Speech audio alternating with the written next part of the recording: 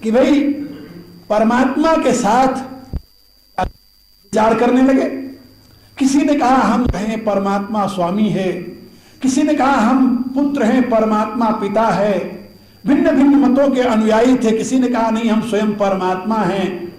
भिन्न भिन्न मतों के अनुयायियों की आपस में शास्त्रार्थ शुरू हो गई, चिंतना शुरू हो गई। बाद में ऋषियों ने एक मत होकर के एक निर्णय लिया कि इस समय मर्यादा पुरुषोत्तम भगवान राम पूर्ण प्रज्ञ हैं, इसलिए उनके पास चल करके हम लोग आपस में निर्णय करा दें। सभी ऋषि एक मत होकर के भगवान राम के दरबार में पहुंचे। भगवान ने सबका स्वागत किया, सबको दंडोत प्रणाम करके उच्च आसन पर बिठाया। प्रार्थना करते हुए कहा ऋषिगणों कैसे कृपा की आज। ऋषियों ने कहा भगवान हम सबके यहां एक विषय पर चर्चा हो रही है और निर्णय नहीं हो पा रहा है, आपसे निर्णय लेने आए हैं।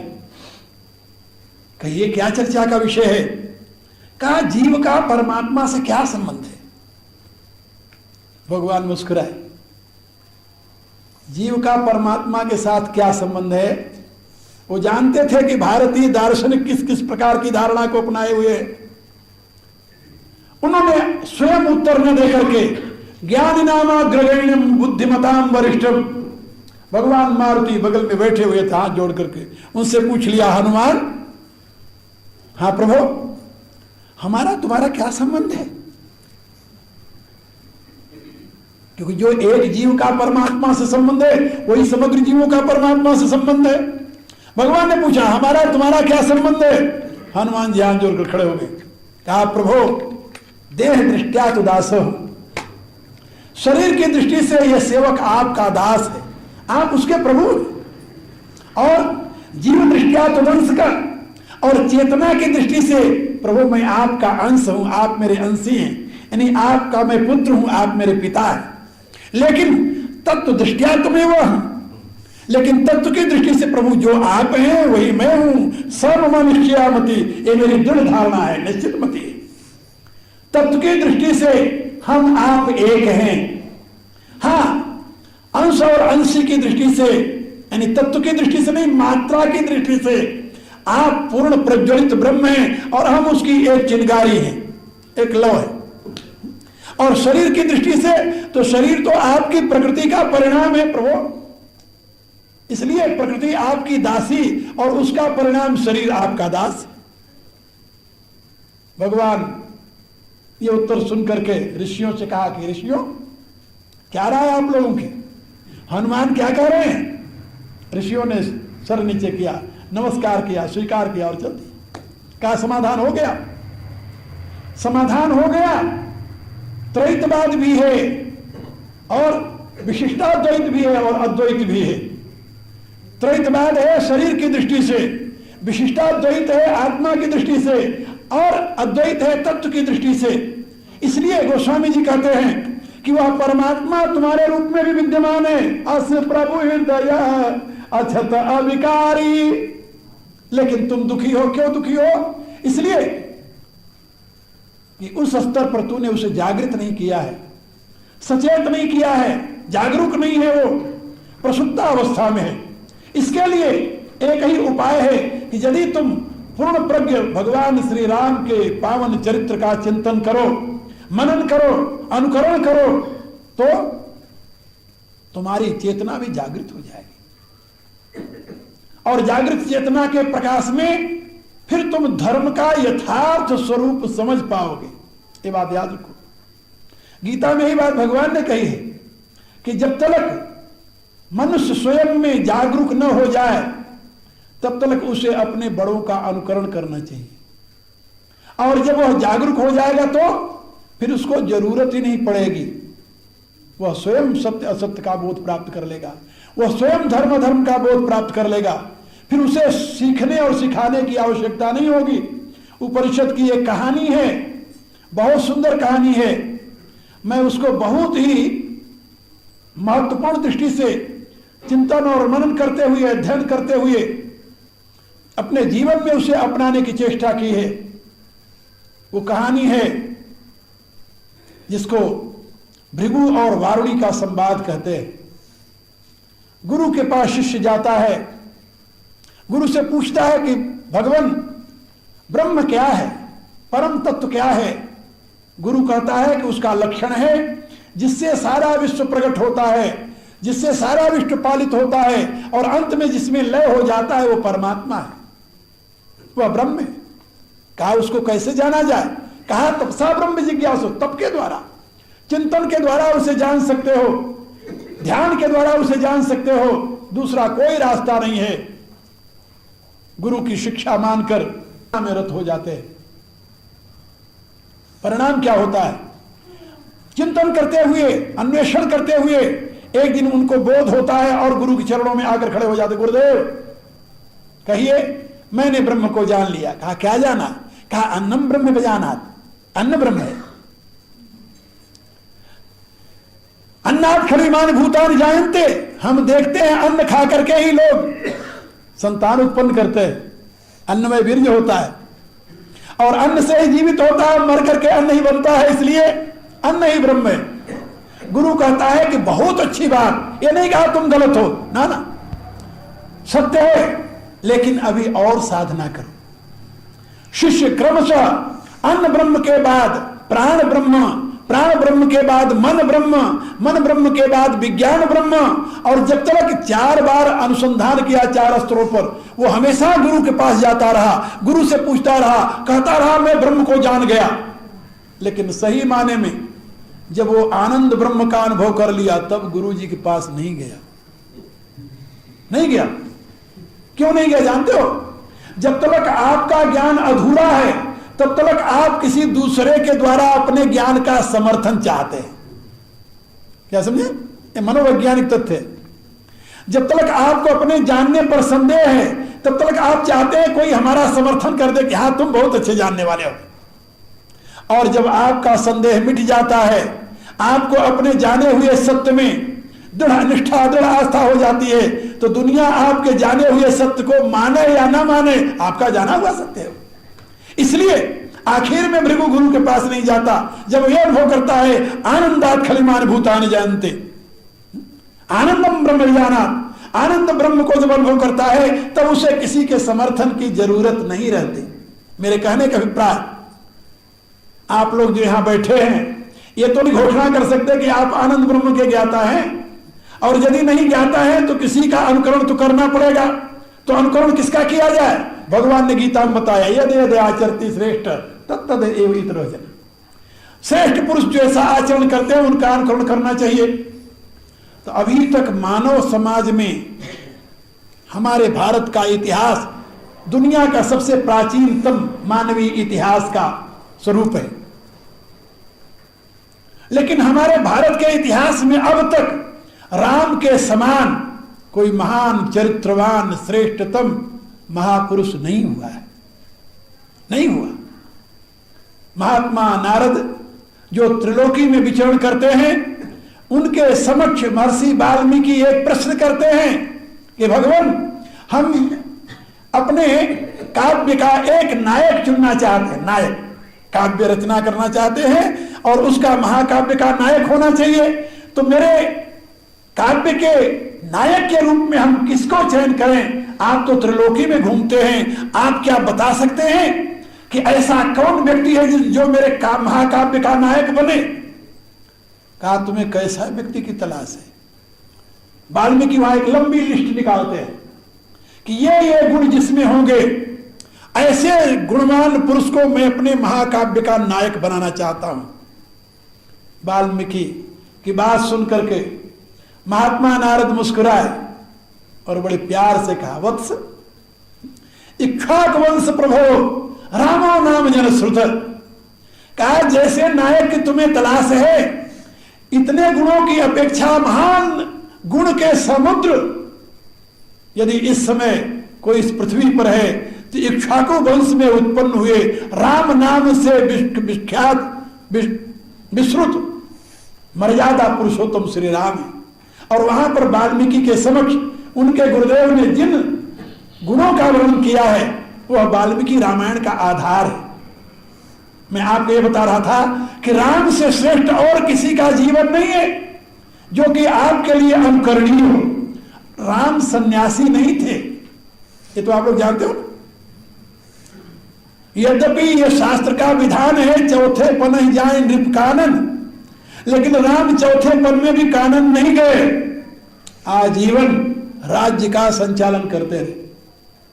और जब गए साथ में तो सारी प्रजा को साथ लेकर चले गए, जिसके लिए बड़ी कौतूहलपूर्ण यानी प्रश्न है भगवती गिरिजा का। बहुरी कहु करुणा यतन कीन जो अचरज राम प्रजा सहित रघुवंश मण किमि गौने निज धाम। इसलिए मैं आपसे निवेदन कर रहा था, राम से श्रेष्ठ पावन चरित्र अभी तक अपने इतिहास में नहीं है। चरित्र की दृष्टि से, मानवीय चरित्र की दृष्टि से आप कहेंगे पूर्णावतार कृष्ण भी तो है, कृष्ण पूर्णावतार है, कृष्ण का चरित्र मानव चरित्र नहीं है। क्या समझे? कृष्ण का चरित्र मानव चरित्र नहीं है, नहीं है। तुलसीदास जी ने राम के लिए स्पष्ट शब्दों में लिखा है, करत चरित धरि मनुज तन, और करत चरित प्रभु मनु अनुहारी। लेकिन कृष्ण के लिए आपको कहीं भागवत में महाभारत में यह नहीं मिलेगा कि कृष्ण मानव चरित्र कर रहे हैं। इसलिए उनका नाम रखा ऋषियों ने लीला पुरुषोत्तम, लीला पुरुषोत्तम। हमारे गुरुदेव पढ़ाते समय एक विनोद में कथा सुना रहे थे, तो कथा में उन्होंने कहा कि एक दिन कोई व्यक्ति श्रीमद् भागवत का पाठ कर रहा था, महात्मा। जब उसने पढ़ा कि भगवान 16,108 देवियों को अपनी प्रिया बनाकर, प्रियतमा बना करके द्वारका में बसाया, तो उसने अपने एक शिष्य को बुलाया, कहा भाई यहां आ तू। क्या बात है गुरुदेव? अरे कहा मेरे भगवान 16,108 देवियों को स्वीकार किया, तो क्या मैं उनका अनुयायी होकर 16 के लिए भी गया गुजरा? तो मेरे लिए तुम 16 सुंदर कन्याएं ले आ। उसने सोचा कि गुरुदेव जी का दिमाग जो खराब हो गया है। विचार करने लगे आपस में क्या किया जाए, कैसे इनको समझाया जाए। जब कोई उपाय नहीं सूझा, एक शिष्य ने कहा कि बड़ा सुंदर उपाय है। कहा क्या? कहा अपन 4-5 शिष्य मिल करके एक पत्थर की जो शिला पड़ी है इसको उठा लेते हैं। उठा लिया, क्या करना है? कहा लेकर चलो मेरे साथ साथ। वो ले आए, गुरु जी बैठे हुए थे, उनके सर पर रखे। अरे कहा क्या करेगा, मर जाएंगे। कहा भगवान कृष्ण तो अपनी चिच्ची अंगुली पर गोवर्धन पर्वत उठा लिए थे। क्या समझे? भगवान कृष्ण अपनी चिच्ची अंगुली पर गोवर्धन पर्वत उठा लिए थे, और आप ये शिलाखंड भी नहीं उठा सकते। उनको होश आया कि नहीं, जो भगवान कर सकता है वो इंसान नहीं कर सकता। कहा नहीं, अब मुझे समझ आ गई, इससे आगे कहने की कोई बात नहीं है। तो मैं आपको बता रहा था कि बाल्यकाल से लेकर के बड़ा 6 दिन का बच्चा या 1 महीने का बच्चा समझ लो, पूतना ऐसी राक्षसी का थन पान करते करते, दुग्ध पान करते करते प्राण पी लिया। कोई मनुष्य का बच्चा कर सकता है क्या? नहीं कर सकता। भगवान कृष्ण का सारा जीवन अलौकिक है, अलौकिक। लेकिन भगवान राम के जीवन की कोई घटना आप बता दें, उसको अलौकिक आप कह दें। अलौकिक नहीं, सब लौकिक है। आप कर सकते हो, भगवान ने अपने पिता का बड़ा राज्य छोड़ दिया, तो आप अपने बाप के कहने से अपना घर तो छोड़ सकते हो कि नहीं छोड़ सकते? क्वांटिटी की महिमा नहीं है, महिमा क्वालिटी की है। यानी उसमें संख्यात्मक नहीं, परिणात्मक नहीं, परिमाणात्मक नहीं, बल्कि तत्वात्मक दृष्टि से देखिए तो आप राम की हर एक क्रिया को अपने जीवन का आदर्श बना सकते हैं। इसलिए राम को विग्रहमान धर्म कहा गया। वाल्मीकि ऋषि ने उनको विग्रहमान धर्म कहा, और तुलसीदास जी ने भी यही बात कही कि भगवान का चरित्र जो है वो मनुष्यों के लिए है, क्योंकि वो करत चरित धरि मनुज तन, वह मनुष्य शरीर धारण करके मनुष्य चरित्र कर रहे हैं। उनके यहां दैवी चरित्र के लिए कोई जगह नहीं है। वाल्मीकि ने तो और माधुर्य में आकर के बिल्कुल उनको एक राजकुमार, श्रेष्ठतम राजकुमार के पश्चात श्रेष्ठतम राजा के रूप में प्रतिष्ठित किया क्योंकि जब हम किसी में ईश्वरत्व की भावना कर लेते हैं तो उसके यानी आदर से हम दूर हो जाते हैं। क्यों सोचने लगते हैं कि हम तो जीव हैं, वो तो ईश्वर है। ईश्वरत्व की भावना आते ही हम सोचने लगते हैं कि ये मेरे बस का नहीं है, क्योंकि वो तो ईश्वर है। लेकिन वाल्मीकि कहते हैं नहीं, राम ईश्वर होते हुए भी ईश्वर का चरित्र नहीं कर रहे हैं। ईश्वर तो तुम भी हो तत्वतः। हाँ, वहां जागरूक है, यहां प्रसुप्त है। तुम भी अपने आप में यदि अपनी चेतना को जागृत कर लो तो तुम भी उनका अनुकरण कर सकते हो। ये रामायण का आदर्श है। इसलिए भगवान राम को रामो विग्रहवान धर्म कहा गया है। धर्म का अनुकरण करने वाला व्यक्ति ही लोक और परलोक दोनों को साध पाता है। धर्म विमुख व्यक्ति न लोक को ही साध पाता है न परलोक को ही साध पाता है। इसलिए यदि आप लोक और परलोक, जो परलोक यहां सुख जाओ, तुलसीदास जी की घोषणा है। तुलसीदास जी की घोषणा है केवल परलोक के लिए नहीं, जो परलोक यहां सुख जाओ। यदि तुम जीते जी सुख चाहते हो, मरने के बाद भी सुख चाहते हो, तो मर्यादा पुरुषोत्तम भगवान राम के आदेश का पालन करें। भगवान राम स्वयं अवधपुरवासियों को बुला करके संदेश दे रहे हैं, वचन हमारा मानी दृढ़ गहु, तो मेरी आज्ञा को अपने जीवन में उतारो। भगवान की आज्ञा क्या है? वही धर्म का अनुसरण करना। यदि धर्म का आप अनुसरण करते हैं तो राम के अनुयायी आप बनते हैं। यदि धर्म के विपरीत आपका आचरण है तो राम के अनुयायी आप नहीं बन सकते। भगवान राम ने स्वयं रामायण में कहा है, सोई सेवक प्रियतम मम सोई, मम अनुशासन मानई जोई। मेरा शासन नहीं, ना ना। भगवान कहते हैं मैं शासन किसी पर नहीं करता, शासन तो केवल मैं राक्षसों पर करता हूं, लेकिन आम जनता के लिए तो मेरा अनुशासन है। अनुशासन माने जानते हो क्या होता है? शिक्षा। और शासन माने डंडा। भगवान कहते हैं मैं तो अनुशासन, मेरा अनुशासन है। अथ योगानुशासनम, अथ धर्मानुशासनम, अथ शब्दानुशासनम। अनुशासन का अर्थ क्या है? शिक्षा। यहां भगवान राम कहते हैं कि सोई सेवक प्रियतम मम सोई, मम अनुशासन मानई जोई। जो मेरी शिक्षा मानता है, मेरे बताए हुए राह पर चलता है, वही मेरा सेवक है, वही मेरा प्रियतम है।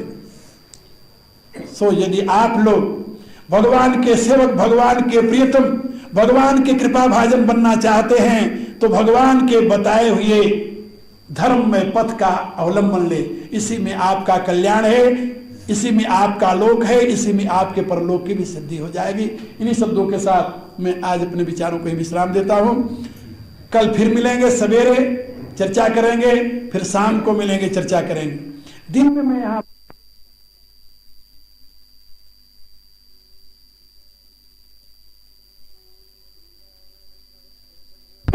श्री रामचंद्र स्वभगवान अद्वैत परमानंदात्मा यत्परब्रह्म भूर्भुवस्सुः तस्मै वै नमो नमः। ओम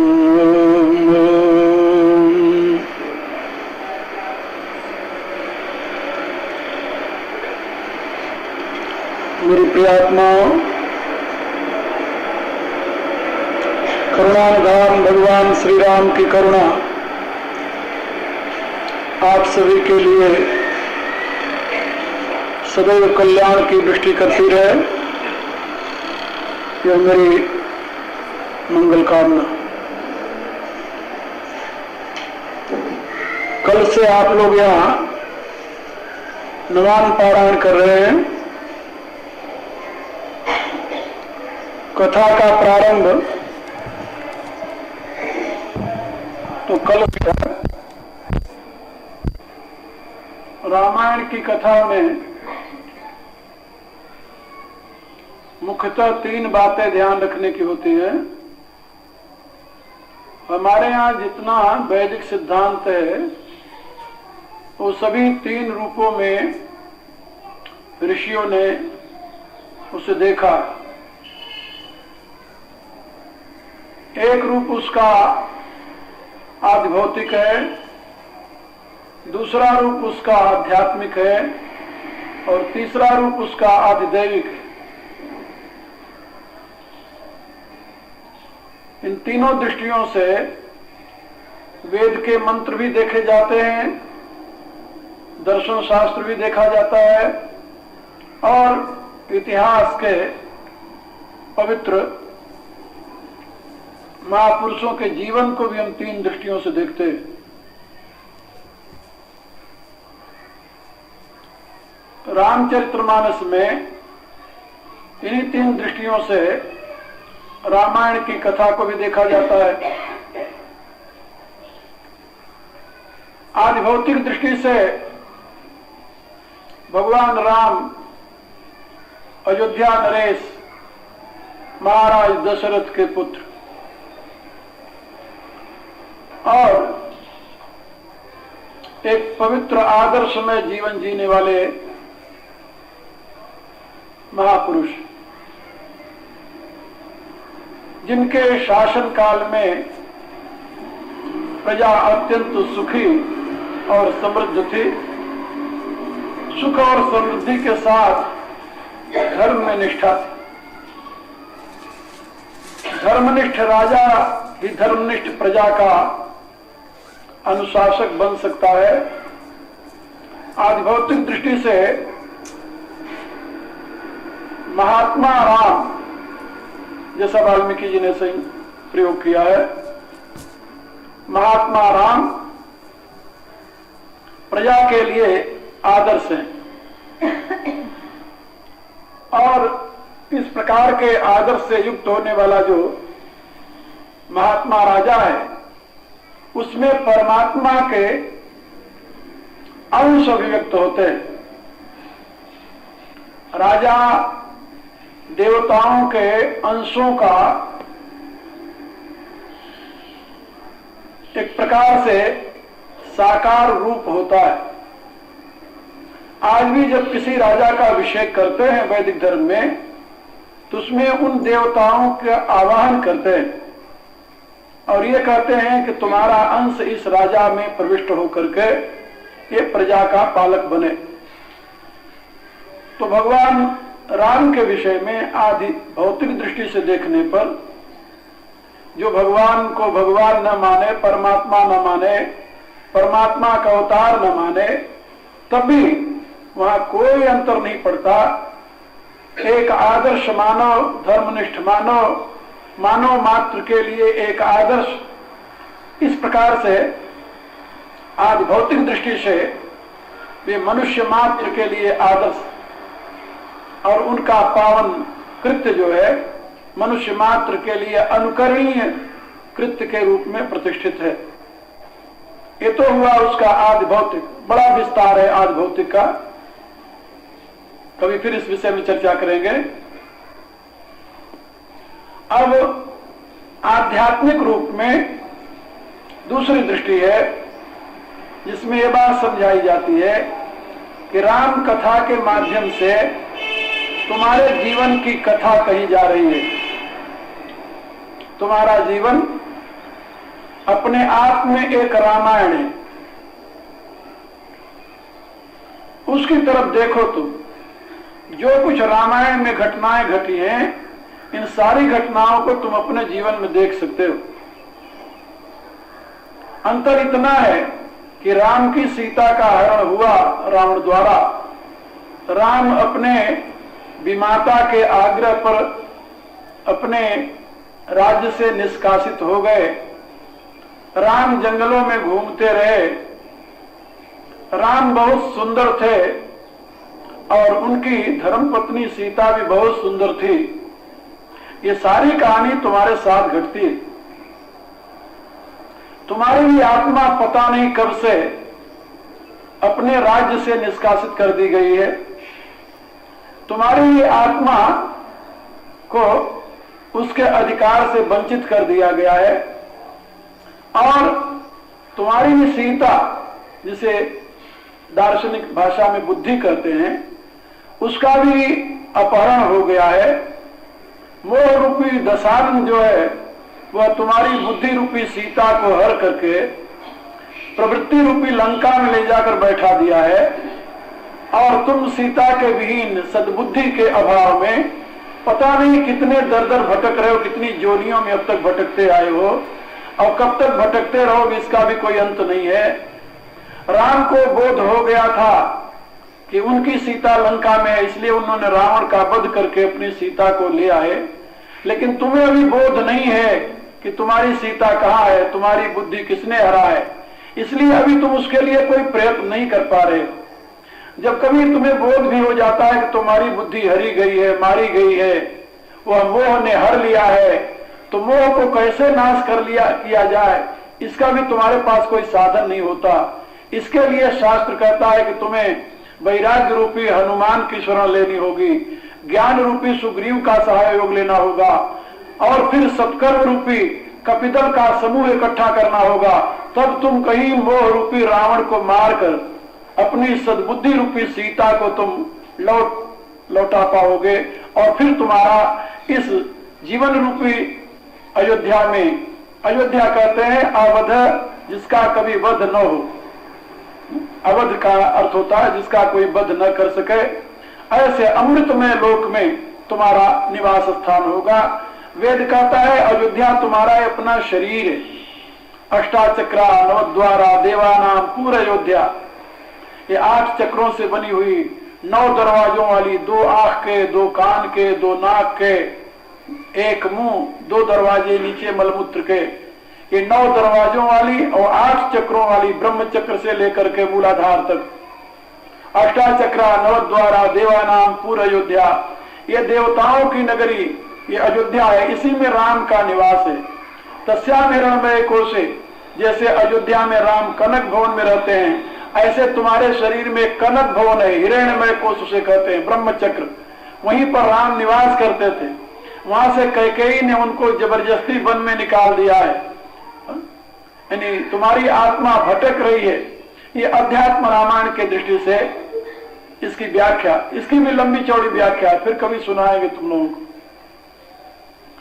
ये अध्यात्म दृष्टि से रामायण की कथा है जो तुम्हारे जीवन के साथ संबंधित है। और तीसरी कथा है आधिदैविक। वो आधिदैविक जो कथा है वो बहुत अनुपम है, बहुत विचित्र है, क्योंकि शास्त्रकारों का यह मत है, वैदिक विज्ञान का यह मत है कि जो कुछ अधिदैव में है वही अधिभूत और वही अध्यात्म में प्रकट होता है। अधिभूत जो है वो अधिदैव की अभिव्यक्ति है और अध्यात्म जो है उसी अधिदैव की अंशाभिव्यक्ति है। अद्भुत और अध्यात्म में कितना अंतर है? अधिभूत उसकी अभिव्यक्ति है और अध्यात्म उसकी अंशाभिव्यक्ति है। अंशा माने एक छोटे से रूप में, और अधिभूत विराट रूप में अभिव्यक्त है। अधिदैव की विराट रूप में अभिव्यक्ति है अद्भुत, और अंश रूप में अभिव्यक्ति है अध्यात्म। इसीलिए ऋषियों ने कहा यथा ब्रह्मांडे यथा पिंडे तथा ब्रह्मांडे। ये बड़ा रहस्य में विषय है। अब जो कुछ अधिदैव जगत में हो रहा है उसी का एक रूप जब अधिभूत में प्रकट होता है तब हम उसको कहते हैं परमात्मा का अवतार और परमात्मा की लीला। वहां सत्य घटना नहीं मानते उसे। राम सही में बन गए बोले नहीं, सीता का सही में हरण हुआ बोले नहीं, सीता का हो ही नहीं सकता। सपने योग वियोग ने जाके, जिसका कभी स्वप्न में न योग हुआ न वियोग हुआ उसका हरण कैसे होगा? कौन हरण करेगा? का ये क्या है? का ये लीला है। तो उसको लीला दृष्टि से देखा जाता है, वो अधिदैव है। वहां राम कोई दशरथ के लड़के नहीं कहा, तो फिर कहा राम तो ब्रह्म है, राम ब्रह्म परमार्थ रूपा। सीता को ने कहा वो तो प्रकृति है, आदि शक्ति जही जग उपजाया सो अवतरी मोरी और माया। आप लोग अभी रामायण में पढ़े तो वो है आधिदैविक दृष्टि, ब्रह्म का चरित्र। आधिदैविक दृष्टि से रामचरितमानस या रामायण ब्रह्म की लीला है। आदि भौतिक दृष्टि से एक महापुरुष का जीवन चरित्र है और आध्यात्मिक दृष्टि से मनुष्य के जीवन की यथार्थ घटनाओं का कथा के माध्यम से चित्रण है। ये 3 बातें याद रख लो। रामायण आधिदैविक दृष्टि से परमात्मा का पावन चरित्र है।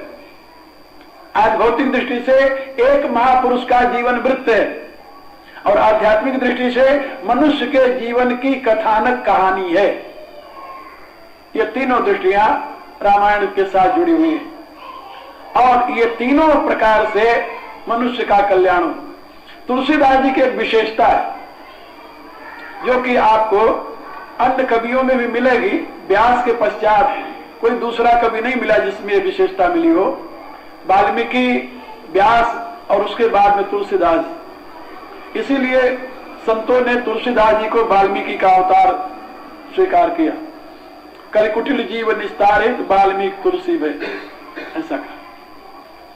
तो उनकी एक दृष्टि है, उसमें तीनों का समन्वय। रामचरितमानस में तीनों का समन्वय और उसमें एक दृष्टि नहीं है। दृष्टियां कोई भी व्याख्याता, कोई भी विद्वान रामायण से आदि भौतिक, आध्यात्मिक और आदिदैविक तीनों दृष्टियों से राम की कथा को पढ़ करके, समझ करके और अपना त्रिविध उत्थान कर लेता है। आप भी कुछ मात्रा में आदिदैविक हैं